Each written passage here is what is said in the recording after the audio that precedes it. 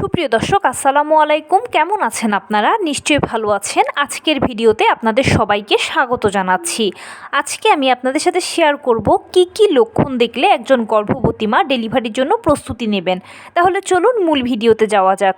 By the way, মূল ভিডিওতে যাওয়ার আগে একটা কথা বলি, আমি আমার চ্যানেলে pregnancy related, specially normal delivery related অনেক ইম্পর্ট্যান্ট তথ্য ভিডিও আকারে শেয়ার করে থাকি।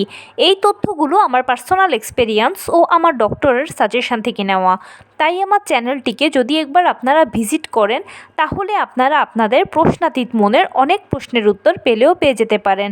আমন্ত্রণ জানাবো আমার চ্যানেলটিকে একবার ভিজিট করে দেখার জন্য। এবারে চলুন মূল আলোচনায় যাওয়া যাক। আমি শুরুতেই বলেছি আজকে আলোচনা করব কি কি লক্ষণ দেখলে একজন গর্ভবতী মা ডেলিভারির জন্য প্রস্তুতি নেবেন। গর্ভাবস্থার শুরু থেকেই কিন্তু একজন গর্ভবতী মা বিভিন্ন ধরনের সমস্যার মধ্য দিয়ে যান বা বেশ কিছু লক্ষণ পরিবর্তন তার শরীরে দেখতে পান। সেটার মধ্যে অন্যতম থাকে হচ্ছে খাবারে অনীহা, খাবার খেতে ভালো না লাগা, মর্নিং সিকনেস, মুড সুইং ইত্যাদি। সেকেন্ড ট্রাইমেস্টার বা পরবর্তী 3 মাসে গেলে আস্তে আস্তে আপনার পেট বড় হতে থাকবে, ঘুমের সমস্যা দেখা দেবে, হাতে পায়ে পানি এসে যায়, জ্বালা পোড়াও করে অনেকের। থার্ড ট্রাইমেস্টারে গেলে আস্তে আস্তে এই সমস্যাগুলো আরও বেড়ে যায়, বিভিন্ন সমস্যা তার সাথে যোগ হতে থাকে। ফাইনালি নবম মাস বা আপনি 36 সপ্তাহে যখন পড়বেন, তখন থেকেই কিন্তু আপনার ডেলিভারির গণনা শুরু হয়ে যাবে। নবম মাস বা 36 সপ্তাহে যখনই পড়বেন, তখনই কিন্তু আপনাকে ডেলিভারির জন্য প্রস্তুতি নিতে হবে। কারণ কি, যে কোনো সময় যে কোনো মুহূর্তে ডেলিভারিটা হয়ে যেতে পারে। সেটা নবম মাসের শুরুতেও হতে পারে, মাঝামাঝিতেও হতে পারে, শেষেও হতে পারে। যদি সিজার হয়ে থাকে তাহলে তো সেটা পূর্ব পরিকল্পিত হবে। ডাক্তার আপনাকে বলেই দেবে যে অমুক দিনের অমুক তারিখে সিজার হবে, সে মতে আপনি হসপিটালে গিয়ে সিজার করিয়ে ফেলতে পারবেন। কিন্তু যদি নর্মাল ডেলিভারি হওয়ার হয়, তাহলে কিন্তু আপনাকে নবম মাস থেকেই প্রস্তুতি নিয়ে নিতে হবে। কারণ নর্মাল ডেলিভারিতে ডেট মেনটেনটা খুব কম হয়।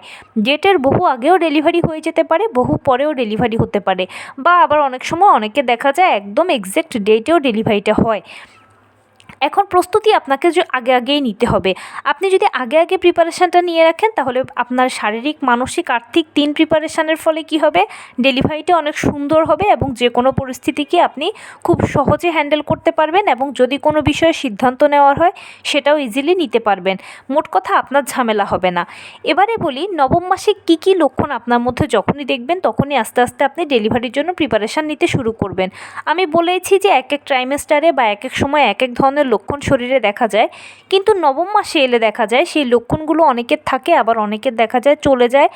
অনেকের এই লক্ষণগুলোর সাথে আরও বিভিন্ন লক্ষণ অ্যাড হতে থাকে শুধু, মানে প্রতিদিন প্রতি মুহূর্তেই যেন একটা কিছু শরীরে শুধু পরিবর্তনই হচ্ছে। নিজেও কনফিউজড হয়ে যান যে এরকম কেন হচ্ছে, এই বেলা এরকম লাগছে, ওই বেলা ওরকম হচ্ছে, এই মুহূর্তে এরকম ছিলেন, ওই মুহূর্তে আবার ওই রকম হয়ে গেলেন। এটা হয়, এগুলো স্বাভাবিক ব্যাপার। যেহেতু এখন ডেলিভারির একেবারে পূর্ব মুহূর্ত চলছে, আপনার যে কোনো সময় ডেলিভারি হতে পারে, সেজন্য এই লক্ষণগুলো এখন দেখতে পাচ্ছেন। তবে তার মধ্যে 2-4টে লক্ষণ থাকে একেবারে সরাসরি কিন্তু ডেলিভারিকে ইঙ্গিত করে।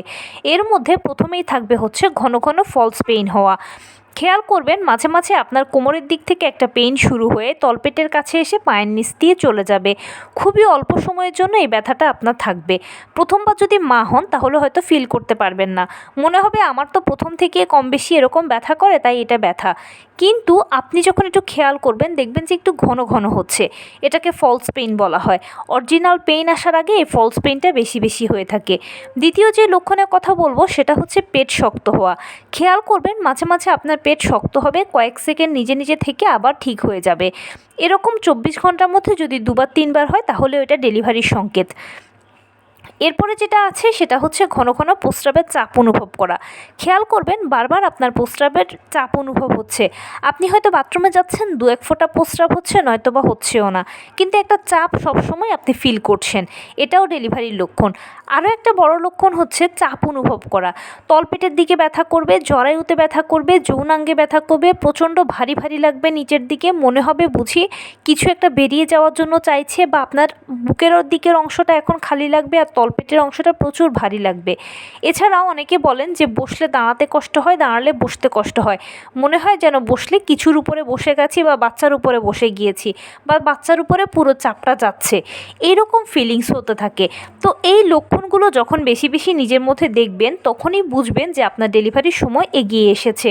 কারণ এগুলো একেবারে সরাসরি নর্মাল ডেলিভারি হওয়াটাকে নির্দেশ করে, এবং 7 থেকে 10 দিনের ভেতরে আপনার লেবার পেইন আসবে। তাই এই লক্ষণগুলো যদি কেউ নিজের মধ্যে দেখে থাকেন তাহলে অতি অবশ্যই আপনাকে ডেলিভারির জন্য প্রস্তুতি নিতে হবে। আর ডেলিভারি প্রিপারেশান হিসেবে মানসিক প্রস্তুতিটা হচ্ছে সবচেয়ে গুরুত্বপূর্ণ। শারীরিক ও আর্থিক দুই প্রস্তুতি তো অবশ্যই থাকবে। কেন বললাম মানসিক পরিবর্তনটা গুরুত্বপূর্ণ? কারণ কি, মানসিক যে সিদ্ধান্ত আছে সেটা আপনার জন্য এই সময়টাতে ভীষণ জরুরি। কারণ নিজেকে এটা বলে আপনি সবসময় বোঝাবেন যে আমি প্রথমবার মা হচ্ছি না, আমার আগেও মানুষ মা হয়েছে, হচ্ছে প্রতিনিয়ত। সবাই যদি সন্তান জন্ম দিতে পারে এভাবে, আমি কেন পারবো না? সবার মাঝে এমন কি সুপার পাওয়ারটা আছে যেটা আমার ভাঁজে নেই? আসলে সবাই ভয় পাচ্ছে না, আর আমি ভয় পাচ্ছি। সব ভয়কে দূর করতে হবে, কারণ আমি মা হতে যাচ্ছি, আমার সন্তানকে আমার পৃথিবীতে আনতে হবে। কেন আমি পারবো না? কারণ দীর্ঘ 9টি মাস আমি আমার সন্তানকে এত কষ্ট করে বড় করেছি পেটের মধ্যে, এখন তাকে আমার দুনিয়াতে আনতে হবে। আর এই অল্প সময়টুকু আমি যদি পার না করতে পারি তাহলে আমি কি করব? এভাবেই নিজেকে সাহস দেবেন, নিজেকে বোঝাবেন, নিজেই নিজের জন্য একটা সিদ্ধান্ত তৈরি করবেন যে না, এটা আমাকে পারতেই হবে, অ্যাট এনি কস্ট আমি এটা পারবই। নিজেকে আপনি বোঝাবেন, দেখবেন সব ভয়গুলো আপনার দূর হয়ে যাবে। অনায়াসে আপনি ডেলিভারি প্রক্রিয়াগুলোকে সহজে মানিয়ে নিতে পারবেন। আর যে কোনো সময় যে কোনো কিছুতেই ভয় পাবেন না, সাহস রাখবেন। আপনি যেই ধর্মের অনুসারী হন না কেন, বেশি বেশি করে উপরওয়ালাকে ডাকবেন। মনে রাখবেন এটা আপনার জন্য একটা সময়, যে সময়ের হাত থেকে আল্লাহ তাআলাই আপনাকে খুব ভালোভাবে উদ্ধার করতে পারবে।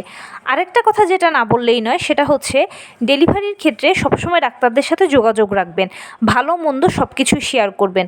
তবে আমি যে লক্ষণগুলো বললাম, এই লক্ষণগুলো যদি খুব বাড়াবাড়ি পর্যায়ে চলে যায়, যেমন যে কোনো ব্যথা বলুন, প্রচণ্ড ব্যথা হচ্ছে, আপনি সহ্য করতে পারছেন না, পেট শক্ত হচ্ছে, 12 বার 14 বার 15 বার হচ্ছে, আপনার কাছে অস্বস্তি লাগছে, এই ধরনের যখনই বিষয়গুলো অস্বস্তিকর পর্যায়ে চলে যাবে, তখনই আপনি ওই মুহূর্তে ডাক্তারের সাথে যোগাযোগ করবেন।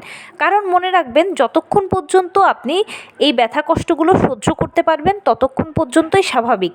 আর যখনই এই ব্যথা কষ্টগুলো অসহনীয় পর্যায়ে চলে যাবে তখন অবশ্যই অস্বাভাবিক। আর ঘরে বসে থাকার কাজ নেই, আপনাকে ডাক্তারের কাছে যেতে হবে, যোগাযোগ করতে হবে। তো এই ছিল আজকের ভিডিও। কেমন লাগলো বলুন?